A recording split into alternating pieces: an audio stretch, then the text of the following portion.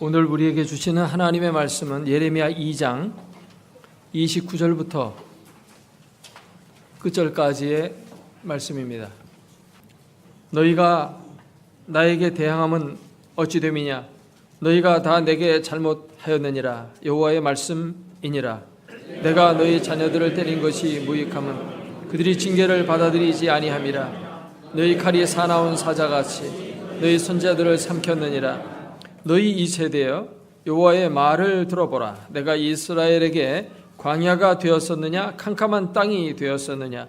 무슨 이유로 내 백성이 말하기를 우리는 노였으니 다시 주께로 가지 아니하겠다 하느냐? 처녀가 어찌 그의 폐물을 잊겠느냐? 신부가 어찌 그의 예복을 잊겠느냐? 오직 내 백성은 나를 잊었나니 그 날수는 셀 수 없거늘. 네가 어찌 사랑을 얻으려고 내 행위를 아름답게 꾸미느냐? 그러므로 내 행위를 악한 여자들에게까지 가르쳤으며 내 딴에는 죄 없는 가난한 자를 죽인 피가 묻었나니 그들이 담구멍을 뚫었기 때문이 아니라 오직 이 모든 일 때문이니라. 그러나 너는 말하기를 나는 무죄하니 그의 진노가 참으로 내게서 떠났다 하거니와 보라, 내 말이 나는 죄를 범하지 아니하였다 하였으므로 내가 너를 심판하리라. 네가 어찌하여 내 길을 바꾸어 부지런히 돌아다니느냐? 네가 아수르로 말미암아 수치를 당함같이 또한 애굽으로 말미암아 수치를 당할 것이라. 네가 두 손으로 내 머리를 싸고 거기서도 나가리니 이는 네가 의지하는 자들을 나 여호와가 버렸으므로 네가 그들로 말미암아 형통하지 못할 것임이라. 아멘.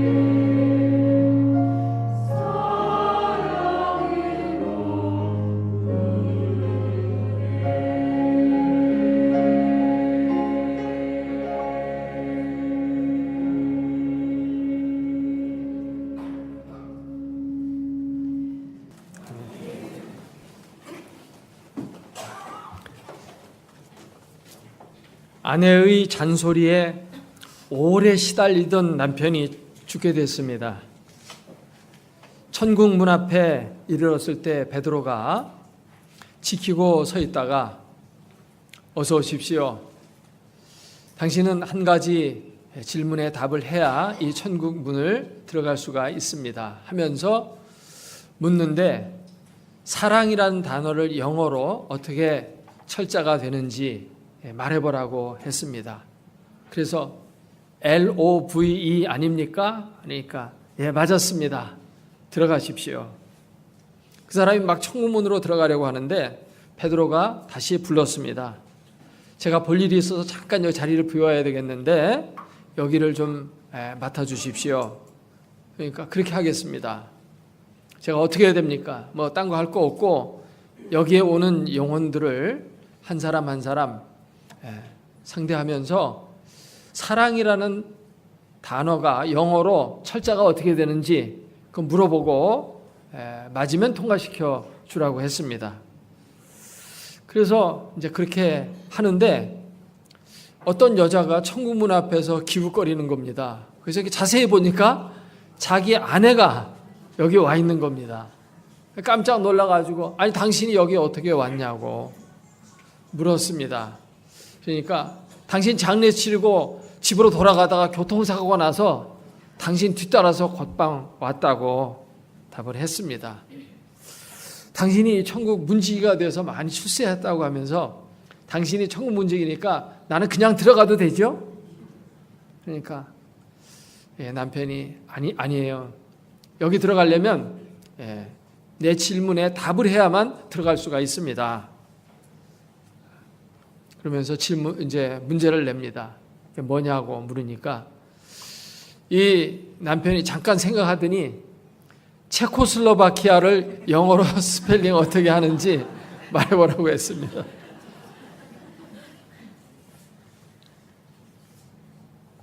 어떻게 보면 가장 가까이 살고 있는 사람이 원수일 때가 많아요. 신천지에서는 성경을 요상하게 풀면서 이걸 알아야만 천국에 들어갈 수 있다고 그렇게 말을 합니다. 이것을 아는 영적인 지식이 있어야만 구원을 받는다. 그렇게 가르칩니다. 천국에 들어가기 위해서 우리가 뭘 알아야 들어가고 무식하면 못 들어가는 게 아닙니다. 우리는 예수 그리스도를 믿음으로 하나님의 은혜로 값없이 천국에 들어가게 되는 줄로 믿습니다. 믿음으로 들어가는 거지 뭘 알아야 들어가는 게 아니에요. 성경은 그것을 전체적으로 창세기부터 계시록까지 우리에게 가르쳐주고 있습니다. 하나님을 사랑하고 이웃을 사랑하는 살아있는 믿음, 말만 믿습니다가 아니고 정말 그 믿음이 살아있는 믿음, 그걸 가지면 우리는 천국에 들어가게 되는 줄로 믿습니다. 하나님과 이스라엘 백성 사이는 언약 관계로 맺어져 있습니다. 그래서 이스라엘 백성은 언약 백성이라고 해요. 언약이라는 것은 하나님과 이스라엘 사이에 시내산에서 언약을 맺게 되어지면서 하나님은 이스라엘 백성에게 하나님 노릇 잘해주겠다는 것이고, 또 이스라엘 백성은 하나님에 대해서 하나님의 백성 노릇 잘하겠다는 합의를 하고 서약을 해서 맺어지는 약정, 이것이 바로 언약입니다. 이 언약 관계가 되면 이제 이 양 파트너는 뗄래야 뗄 수 없는 밀접한 관계에 있게 되고 늘 동행하며 같이 지내야 됩니다. 떨어져서 한 사람이 일방적으로 딴 데로 가버리면 안 되는 거죠. 여기서 마치 결혼식을 하는 것과 똑같아요. 남편은 아내를 사랑하겠다고 약속을 하고 또 아내도 남편에 대한 사랑을 약속하고 둘이 최선을 다해서 서로 좋은 남편, 좋은 아내가 되겠다고 약속하고 이제 한 가정을 이루게 되는 것이 결혼인데 이게 하나의 언약이에요. 근데 그 언약을 깨뜨리고 바람나서 어디로 가버리면 그 언약은 깨지는 것입니다. 근데 이스라엘 백성과 하나님과의 관계가 이런 언약 관계에 맺어져 있었는데 하나님은 그 약속을 잘 지키시며 이스라엘 백성에게 복을 주셨습니다. 이스라엘 백성과 늘 함께했고 하나님이 약속하신 대로 그들을 젖과 꿀이 흐르는 가나안 땅에 무사히 들어가게 했습니다. 가나안 땅에는 아낙 자손들이 있고 거인들이 살고 있어요. 그래서 들어가기가 상당히 어렵고 성벽은 아주 견고해서 그것을 무너뜨리고 들어간다는 것은 참 힘든 일이었습니다. 그럼에도 불구하고 하나님이 전능하신 능력으로 그들과 함께했고 놀라운 기적으로 약속의 땅을 다 점령하고 승리케 해서 그곳에 정착할 수 있게 해 주었습니다. 이스라엘 백성은 이제 하나님의 그 언약의 신실하심 속에서 행복한 삶을 누리게 됐죠.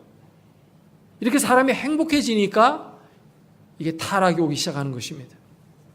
그곳에서 풍요로운 삶을 누리게 되니까 자꾸만 하나님에게서 멀어지는 것입니다. 곁길로 가고 마침내는 우상을 섬기는 그러한 잘못된 길로 빠지게 됐어요. 그래서 하나님이 이스라엘 백성들한테 물으시는 것이죠. 너희가 어찌해서 나를 떠나느냐? 내가 무슨 잘못한 것이 있느냐? 너희가 볼 때 내가 하나님 노릇 제대로 못한 것이 무엇이 있느냐? 그것을 묻고 계시는 것입니다. 오늘 말씀이 바로 그것을 우리에게 말해주고 있어요. 왜 너희가 나를 떠났고 돌아오라고 하는데도 돌아오지 않느냐라고 이렇게 말씀하고 있는 것입니다. 31절 우리 한번 같이 읽어보도록 하겠습니다. 너희 이 세대여 여호와의 말을 들어보라. 내가 이스라엘에게 광야가 되었었느냐? 캄캄한 땅이 되었었느냐? 무슨 이유로 내 백성이 말하기를 우리는 노였으니 다시 주께로 가지 아니하겠다 하느냐? 하나님이 말씀하셔요. 내가 너희에게 광야가 되었느냐? 광야는 물도 없고 풀도 없고 메마른 사막입니다. 내가 너희에게 사막과 같이 그렇게 곁에 있었느냐? 이스라엘 백성은 마치 하나님에게 속해 있는 것이 마치 사막에 있는 것처럼 먹을 것도 없고 입을 것도 없고 건질 것도 없고 풍요로운 것도 없고 안식도 없고 그렇게 산 게 아니거든요. 오히려 하나님은 반대였습니다. 놀라운 축복을 이스라엘 백성들에게 가져다 준 옥토였습니다. 그런데 이스라엘 백성들이 하나님을 광야를 떠나듯이 떠나버렸다고 이렇게 말하고 있습니다. 광야에는 사람이 살 수가 없어요.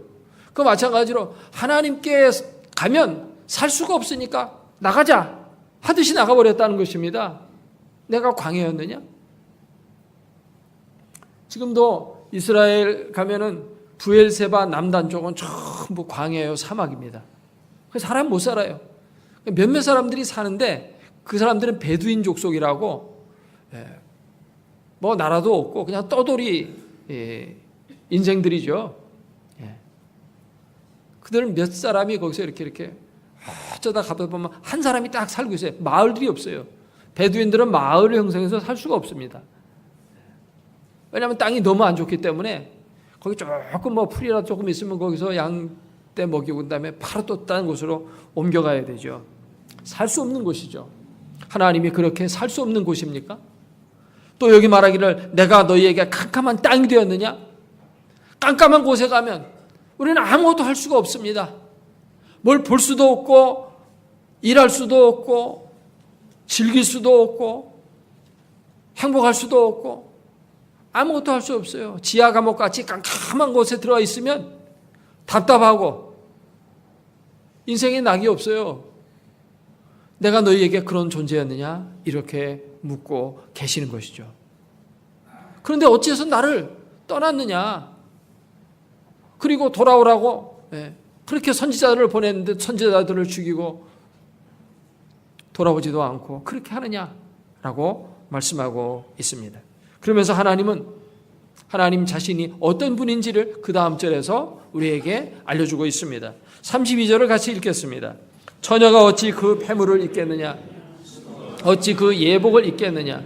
오직 내 백성은 나를 잊었나? 그 말씀. 예.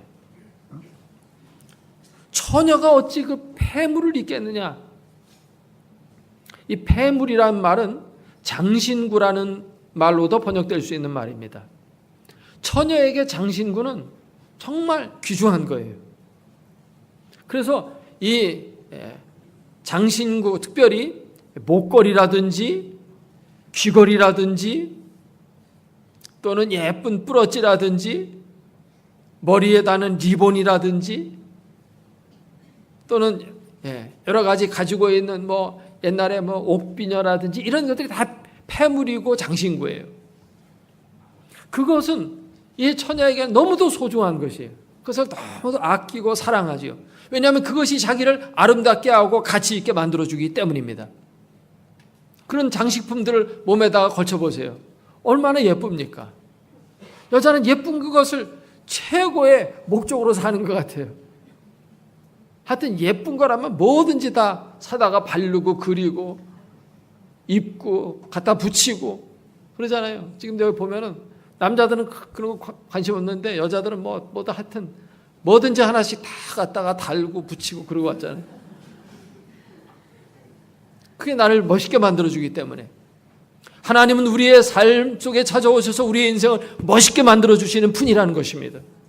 우리의 인생을 아름답게 만들어주시고 우리의 인생을 더 값지게 만들어주시고 빛나게 만들어주시는 분이 하나님이라고 이렇게 말씀하고 있습니다. 그런데 왜 나를 떠났느냐? 또 하나님은 어떤 분이십니까? 여기 신부가 어찌 그 예복을 입겠느냐? 어제 결혼식을 했지만 신부가 드레스를 입으니까 얼마나 예뻐요. 그냥도 예쁜데 드레스를 입으니까 더 예쁜 거예요.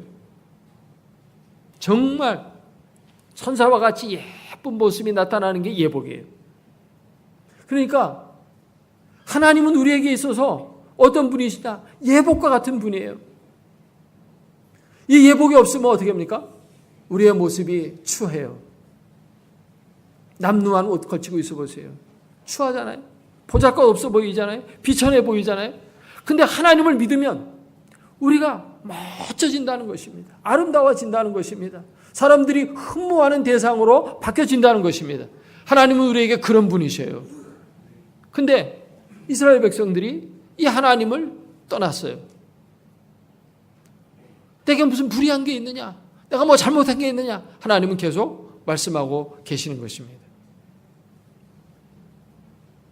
이스라엘 백성과 하나님의 백성 사이는 언약 관계에 있는데 언약의 당사자인 하나님이 잘못한 게 있느냐 이거죠?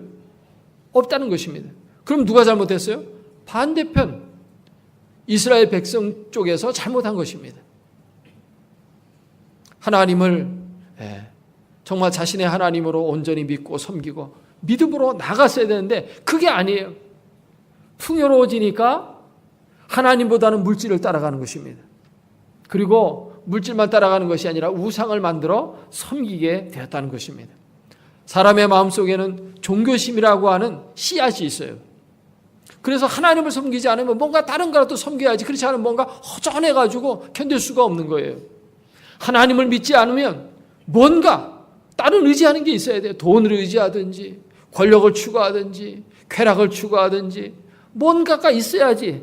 도박에 붙들리든지 뭔가 그쪽으로 가게 되는 거예요. 하나님을 믿지 않으면 술이라도 마시든지 하여튼 어느 쪽으로 하여튼 계속 걸로 이제 가게 돼 있어요. 이것이 바로 인간의 속성입니다. 그래서 이스라엘 백성들이 하나님 앞에 잘못한 것을 이 예레미야는 2장 13절에서 아주 간단 명료하게 정리해 주고 있습니다. 13절 같이 한번 읽어보도록 하겠습니다. 내 백성이 두 가지 악을 행하였나니 곧 그들이 생수의 근원되는 나를 버린 것과 스스로 웅덩이를 판 것인데 그것은 그 물을 가두지 못할 터진 웅덩이들이니라. 아멘. 생수의 근원은 하나님이셔요. 근데 그 하나님을 버리고 떠나갔다는 것입니다. 이것이 잘못된 악이에요. 악일 뿐만 아니라 악이요 고통이라고 그랬어요. 하나님을 떠난 그 자체가 우리에게는 저주요 심판이요 고통입니다. 하나님을 믿고 섬기는 그 자체가 행복이고 승리고 아름다움이에요. 그런데 두 번째 죄를 지었는데 그건 뭐냐 하니까 스스로 웅덩이를 팠다는 것입니다. 근데 그 웅덩이는 밑이 터져버린 웅덩이에요. 이스라엘은 건기와 우기 두 계절로 되어 있어요. 건기 6개월 동안 비가 안 오니까 물을 공급해야 되니까 물을 어떻게 합니까? 우기 때 받아놓습니다. 그래서 웅덩이를 파고 석회석으로 그 웅덩이를 발라요. 그래서 물을 저축해 놓고 그것을 갖다가 건기 때 사용하게 됩니다. 근데 밑이 터져버렸으면 어떻게 됩니까? 헛수고가 되는 것입니다. 고생해서 노력해가지고 웅덩이를 만들어 놨는데 그게 헛수고가 되고 또 막상 쓰려고 할 때 없으니까 얼마나 당황하게 됩니까? 이것이 잘못이라는 것입니다. 믿음으로 살면 생수의 근원 되신 하나님이 다 공급해 주시는데 그 하나님을 떠난 자체부터가 이제 힘들고 어려운 고통의 길로 가는 것이고 뭘 만들었지만 되는 일이 없다는 것입니다. 그래서 우상 만들고 섬긴 것이 이스라엘 백성들에게는 오히려 더 고통이 되는 것이에요. 그리고 이스라엘 백성들이 우상을 섬긴 것 중에 하나가 뭐냐면 외세를 의지하는 것. 그것도 우상이에요. 하나님을 의지해야 되는데 하나님을 의지하지 않고 외세를 의지하는 겁니다. 외세를 의지하는 결과가 무엇입니까? 36절, 37절을 같이 읽겠습니다. 네가 어찌하여 내 길을 바꾸어 부지런히 돌아다니느냐? 네가 아수르로 말미암아 수치를 당함 같이 또한 애굽으로 말미암아 수치를 당할 것이라. 네가 두 손으로 네 머리를 싸고 거기서도 나가리니 이는 네가 의지하는 자들을 나 여호와가 버렸으므로 네가 그들로 말미암아 형통하지 못할 것임이라. 외세를 의지하는 것, 이것도 결국은 우상 숭배의 일종입니다. 하나님을 의지하면 하나님이 지켜주거든요. 외세 도움 필요 없습니다. 이스라엘의 역사를 살펴보면 이스라엘이 강대한 외적이 쳐들어오고 외적 연합군들이 쳐들어올 때도 오직 주만 바라보고 찬송 부르며 나갈 때 하나님께서 대승리를 주셨어요. 300명의 군사로 10만 대군을 물리치게 하시는 분이셨습니다.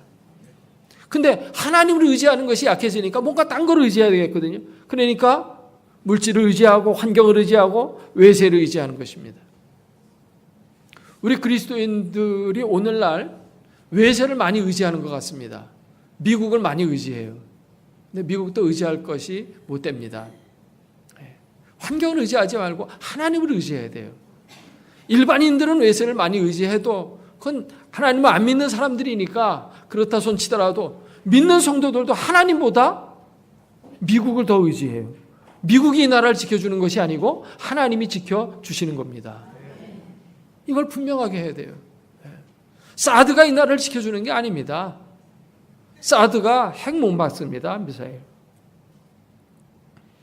고도 40km에서 150km까지 높이로 날아오는 미사일을 격추시킬 수 있는데 우리 이렇게 가까운데 그렇게 높이 쏘지 않죠. 저기 괌이나 하와이나 이런 데 공격할 때 이렇게 높이 쏘는 것이지 서울이나 경기도 쏘는데 뭐 그렇게 높이 이렇게 쏠 필요 있어요? 그냥 이렇게 낮게 쏘면 바로 더 빨리 오고 전혀 못 막습니다. 미사일 쏘는데 서울이나 경기도 일대 떨어지는데 우리 성주에서 쏘면 거기까지 날아가지도 않아요. 우리나라 서울 심장부 전혀 못 그치고 경기도 못 지킵니다. 아예 사정권 밖에 있어요. 어떤 기록에 보니까 제가 신문을 통해서 본 거지만 우리나라를 미사일로 공격해 와서 사정권 안에 들어와서 10초에서 20초 사이에 그걸 반격해서 쏘지 못하면 격추 못 지킨다고 그래요. 근데 10초, 20초 사이에 어떻게 그걸 맞춥니까? 결국은 미국을 자기네 나라 지키기 위해서 갖다 놓은 거거든요. 그리고 자기들이 운영하고 모든 걸 자기들이 관리하고 자기들이 소유하고 돈은 우리나라가 몇 조 원 갖다 줘야 되고 그러니까 미국도 믿을 것이 못 돼요. 외세를 의지하면 안 됩니다. 중국한테 가가지고 북한 미사일 핵 못 만들게 해 주십시오 막 갖다 그랬는데 중국이 듣습니까? 중국이 전혀 그걸 안 해요. 뭔가 강력한 제재를 통해서 북한의 핵을 막아야 되는데 중국 수수방관합니다. 그리고 사드 갖다 놨다고 우리나라한테 화풀이하죠. 롯데가 지금 얼마나 어려움을 겪고 있습니까? 수조 원이 지금 날아갔습니다. 중국도 뻔히 알아요. 미국 때문에 갖다 놨다는 거. 그럼 미국한테 화풀이 해야지 왜 한국한테 화풀이 합니까? 북한도 못 믿고 중국도 못 믿고 미국도 못 믿고 일본도 못 믿고 믿을 게 하나도 없어요. 하나님만 믿을 수 있습니다.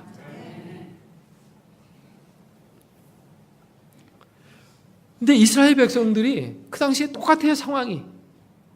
하나님을 믿어야 되는데 하나님을 안 믿고 외세를 믿고 우상을 믿었어요. 그러니까 하나님 말씀하시죠. 뭐 때문에 왜 나를 떠나서 내가 너희의 진정한 보호자고 언약의 파트너고 내가 너희를 목숨 다해서 지켜주겠다고 약속을 했는데 왜 나를 떠나느냐? 내게 무슨 불의한 게 있느냐? 내가 캄캄한 땅이냐 광야냐? 내가 무능한 신이냐? 계속 묻고 있는 것입니다. 결국 하나님에게 문제가 있는 게 아니라 누구에게 문제가 있어요? 이스라엘 백성들의 완악함과 욕심과 정욕과 그 마음의 부패함에 문제가 있는 것입니다. 결국 문제는 하나님 편에는 없어요. 우리 편에 있는 거예요. 사람 편에 있는 겁니다. 신앙생활에 무슨 문제가 있고 시험이 들고 뭐 이렇게 막 항상 하나님 왜 이러십니까 하고 하나님에게 따지는데 하나님에게 문제가 있는 게 아니에요. 우리 자신에게 문제가 있어서 나를 돌아봐야 됩니다. 아멘? 나를 바꿔야 돼요. 나만 바뀌면 문제가 해결이 되는 줄로 믿습니다. 세상으로 향하는 욕심과 정욕과 이 땅에 붙어있는 이 세속적인 야망, 죄성 이런 것들이 문제가 되는 거예요. 이걸 회개해야 됩니다. 이걸 고치면 구원이 오고 축복이 오는 것입니다. 그러니까 구원이라고 하는 것은 뭐냐? 나를 고치는 거예요. 나를 바꾸는 게 구원이에요. 하나님은 우리에게 구원의 능력으로 찾아오시는데 뭐 하시느냐? 나를 바꿔주시기 위해서 찾아오시는 거예요. 나를 여기서 건져가지고 어디로 갖다 놓는 게 아니고 나를 변화시키기 위해서 찾아오시는 것입니다. 이것이 바로 구원입니다. 사람은 나비와 비슷하게 삼생을 살아요. 나비는 알을 낳습니다. 처음에 알 존재가 있어요. 알은 움직이지를 못하고 그냥 그 자리에서 조금씩 커갑니다.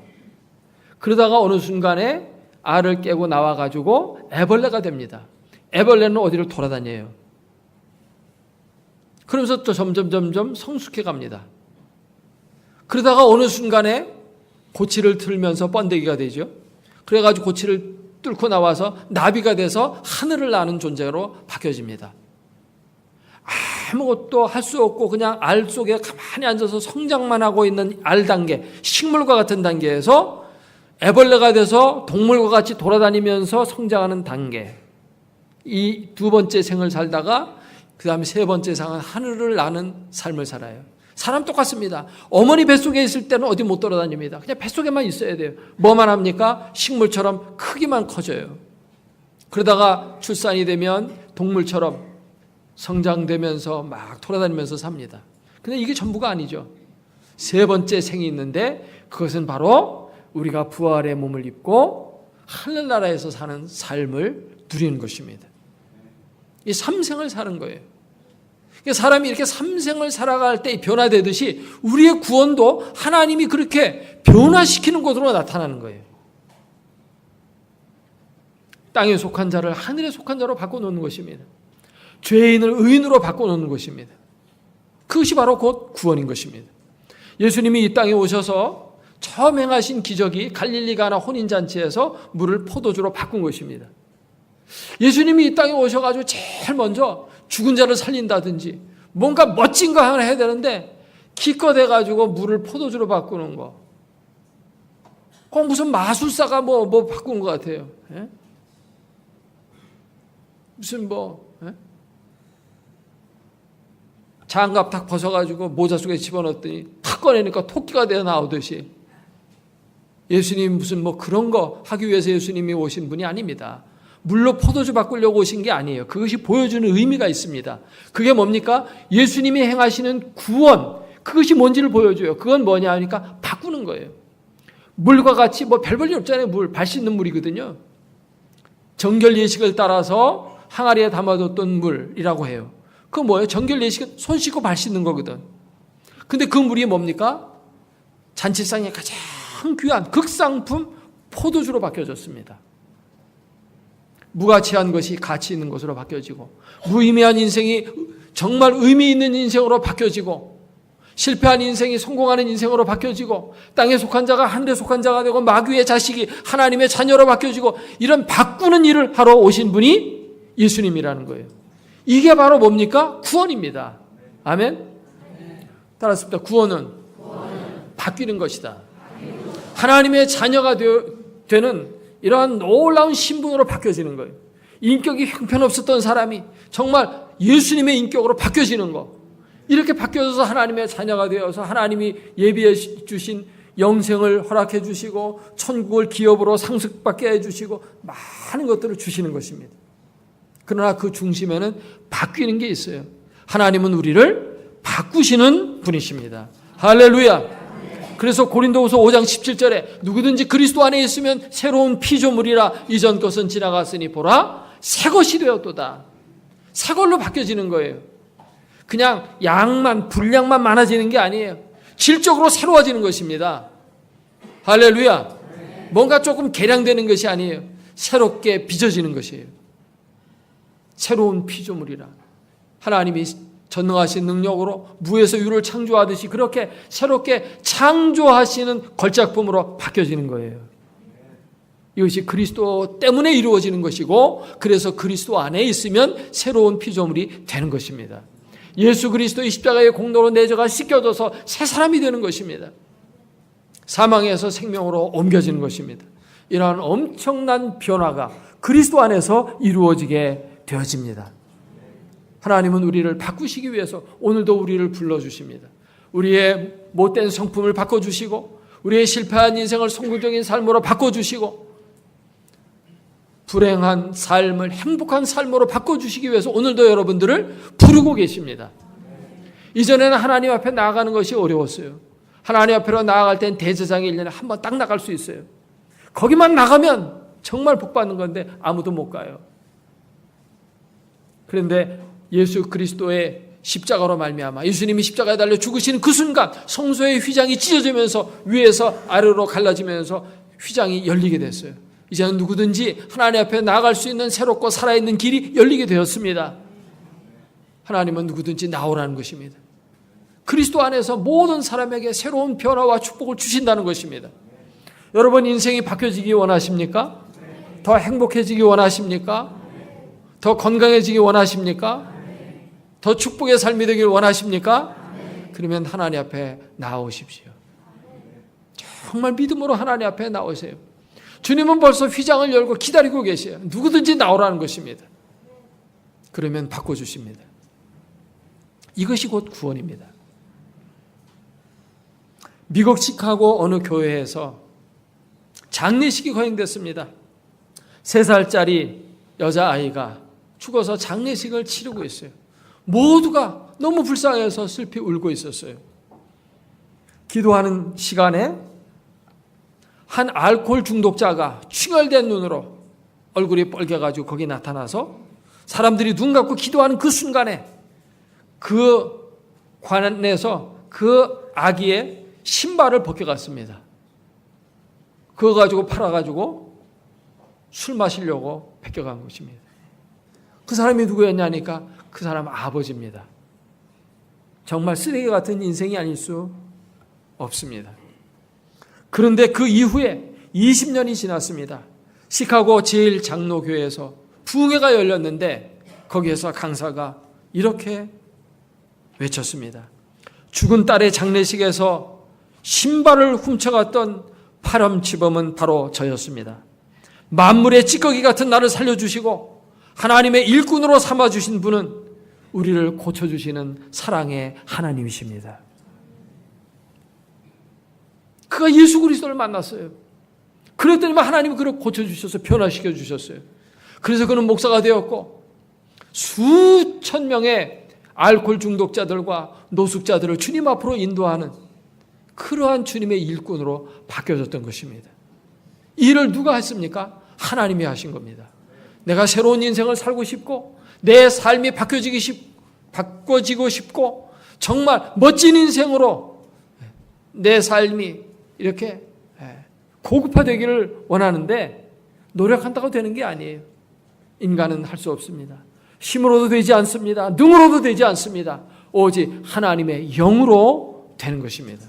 하나님만이 우리를 바꿀 수 있어요. 근데 그 하나님 우리를 바꾸시겠다는 것입니다. 그리스도의 십자가를 우리 앞에 세워주셨습니다. 휘장을 찢어주셨습니다.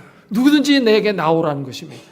실패한 인생을 성공으로, 불행한 인생을 행복한 삶으로, 어그러진 인격이 정말 예수님 닮은 아름다운 인격자로,